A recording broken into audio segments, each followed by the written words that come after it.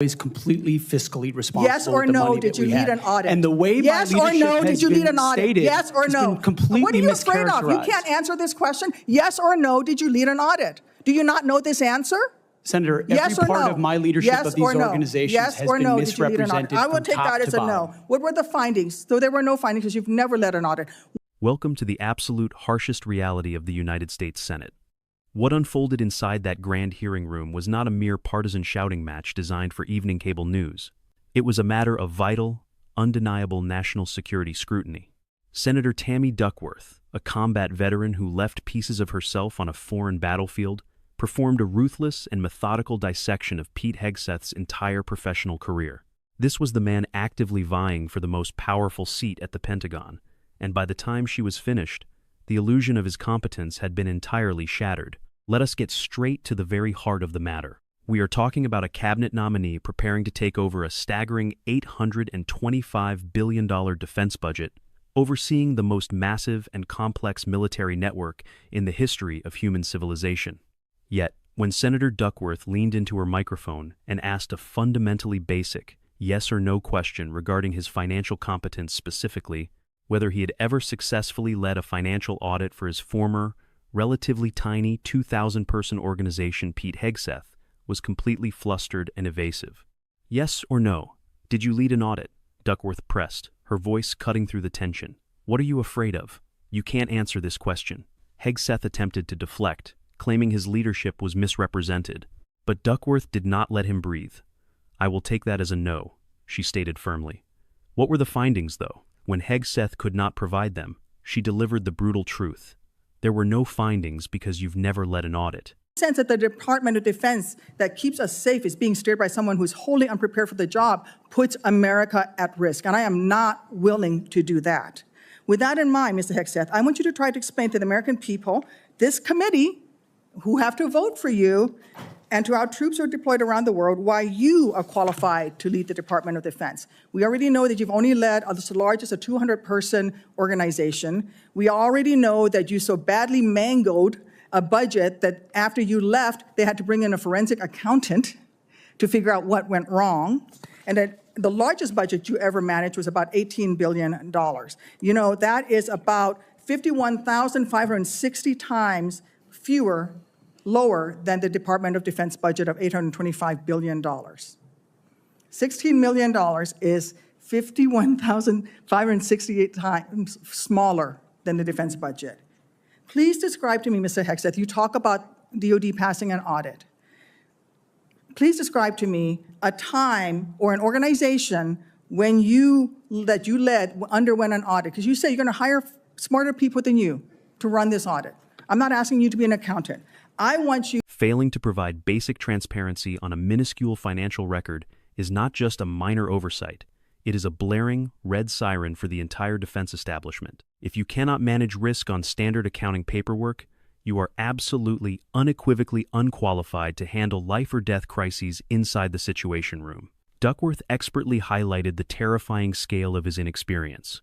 The largest budget Hegseth had ever managed was roughly $18 million. As she pointed out with devastating mathematical precision, that is over 51,560 times smaller than the colossal budget of the Department of Defense. Even worse, he had so badly mangled that microscopic budget that after he left, the organization was forced to bring in a forensic accountant just to figure out what had gone wrong. The Pentagon does not run on catchy campaign slogans or fiery television monologues. It runs on infinitely complex global supply chains. It runs on budgets that must be accurate down to the absolute penny to ensure that our Marines do not run short of ammunition or life-saving body armor on the battlefield. Answering that there were no findings because you have never led an audit is the clearest possible confession of managerial incompetence. It shows he has zero comprehension of the true weight of the word accountability. Anyone who has ever worked in government knows you do not need to be a certain dargist panned, but you must know how to provide clear guidance to auditors. Hegseth could not even clear that incredibly low bar. Depth of knowledge. Right now, I am concerned that you have neither. Mr. Hegseth, what is the highest level of international negotiations that you have engaged in, that you have led in? Because the Secretary of Defense does lead international security negotiations. There are three main ones that the Secretary of Defense leads and signs. Can you name at least one of them? Could you repeat the question, Senator? Sure. What is the highest level of international security agreement that you have led? And can you name some that the Secretary of Defense would lead? There's three main ones. Do you know? I have not been involved in international security arrangements because I have not been in government other than serving in the military. So my job has been to no, the lead answer is no. men and Can you women in name one of the combat. three main ones that the You're Secretary talking of about Defense defense signs? arrangements. I mean, NATO might be one that you're referring to. Status of Forces Agreement would be one of them. Status of Forces Agreement. I've been a part of teaching about Status of Forces Agreements. But you don't inside remember to Afghanistan. mention it? You're not qualified, Mr. Hegseth. You're not qualified. You talk about repairing our defense industrial complex. You're not qualified to that. You could do acquisition and cross-servicing agreements, which essentially are security agreements. You can't even mention that. You've done none of those. You talked about the Indo-Pacific a little bit, and I'm glad that you mentioned it. Can you name the importance of at least one of the nations in the ASEAN, and what type of agreement we have with at least one of those nations? And how many nations are in ASEAN, by the way?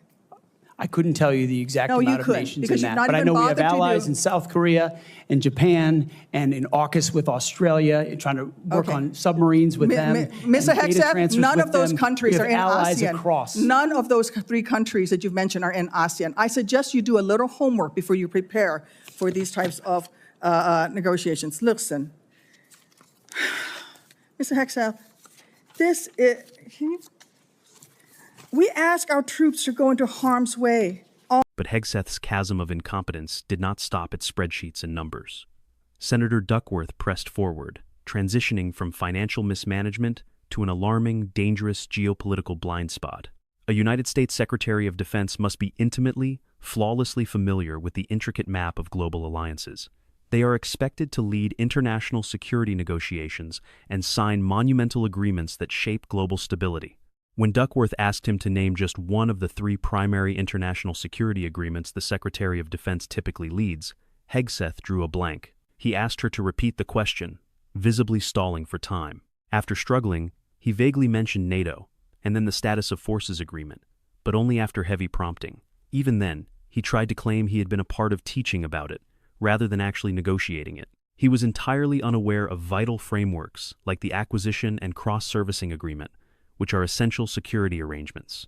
The disaster deepened when the topic shifted to the Indo-Pacific, undeniably the United States' most critical strategic front in the modern era.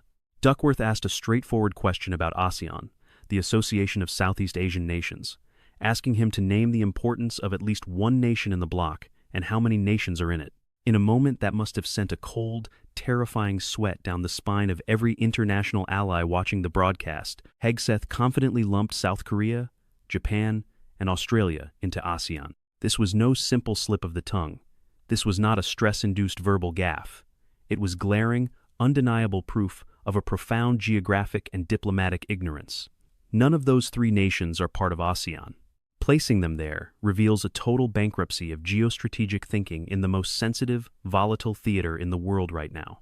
When you sit in the Secretary of Defense's chair, you must know core treaties and regional alliances like the back of your hand.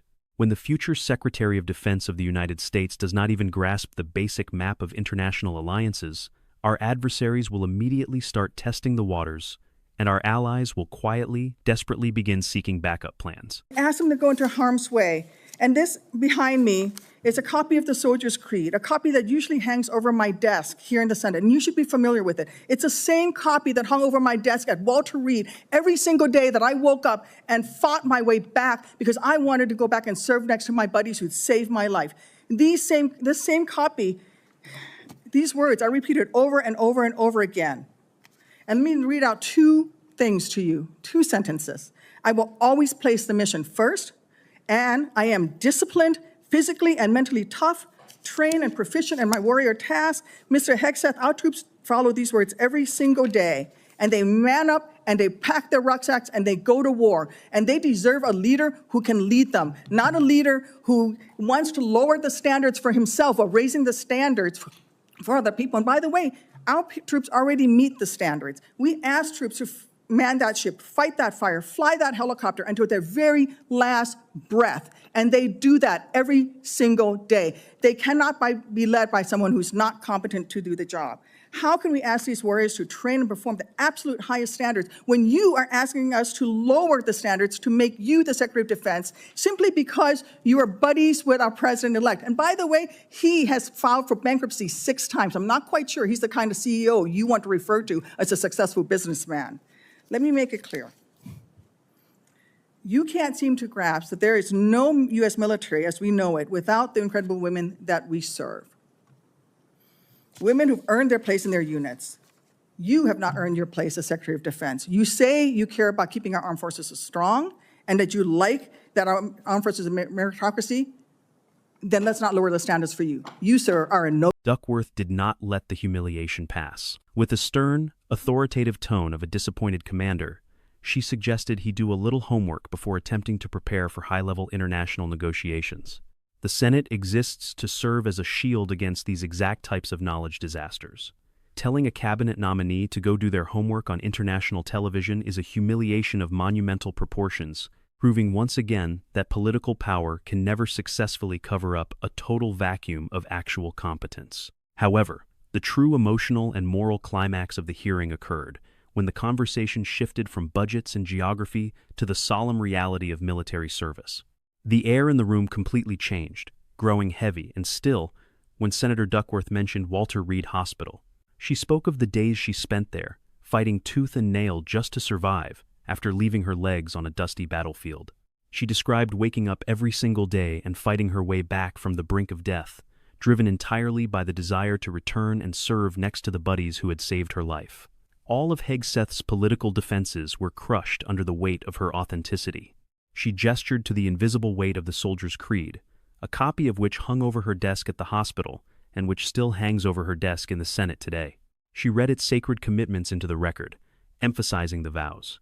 I will always place the mission first, and I am disciplined, physically and mentally tough, trained, and proficient in my warrior task. With her voice echoing through the silent chamber, Duckworth exposed the ultimate, sickening paradox of Hegseth's nomination. Every single day, the United States asks its troops to pack their rucksacks and step into harm's way. The military demands that these young men and women adhere to the absolute strictest, most grueling life-or-death standards to protect the mission. They are asked to fight the fires, man the ships, and fly the helicopters until their very last breath. And they do that every single day. They cannot and must not be led by someone who is fundamentally not competent to do the job. Yet, sitting right in front of her was a man implicitly asking the United States Senate to lower its standards of expertise just so he could be their boss. How, she asked with fierce indignation, can the nation demand the absolute highest standards of its warriors on the front lines while simultaneously lowering the standards for the Secretary of Defense simply because he happens to be buddies with the incoming president? And to add a final sting to the critique, she noted that this president, the man Hegseth referred to as a successful businessman, had personally filed for bankruptcy 6 times. This hearing went far beyond the distracting, manufactured debate over women in combat that Hegseth frequently uses as a political smokescreen. Through her own blood and sacrifice, Senator Duckworth exposed the ultimate hypocrisy. She made it abundantly clear that there is no United States military as we know it without the incredible women who serve. Those women have bled, fought, and thoroughly earned their rightful place within their units. Pete Hegseth, on the other hand, had not earned his place at the head of the Department of Defense. If he truly cared about keeping the armed forces strong and maintaining a meritocracy, then the Senate must not lower the standards for him. In her closing remarks, Senator Duckworth delivered the finishing blow, a phrase that carries immense, undeniable weight in the military community. She looked directly at the flustered nominee and stated calmly, but with absolute finality, "You, sir, are a no-go at this station." That single sentence stripped away all the political sophistry, all the television charm, and all the partisan maneuvering. It was the heavy, unappealable verdict of a commanding officer rejecting a fundamentally unqualified recruit. It established a very simple, unbreakable rule of the game. The lives of American soldiers are not, and will never be, currency to pay off political favors. The performance was a true masterclass in congressional oversight, demonstrating exactly how the legislative branch must stand as an impenetrable shield against incompetence. It forces the public to ask themselves a vital question. Does someone who cannot manage a basic financial audit, and who cannot even distinguish between critical allied blocs, truly deserve to hold the keys to the Pentagon?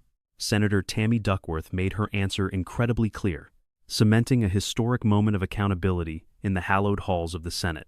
Let us name and shame those who dare to disrespect the sanctity of the Constitution and the lives of our troops.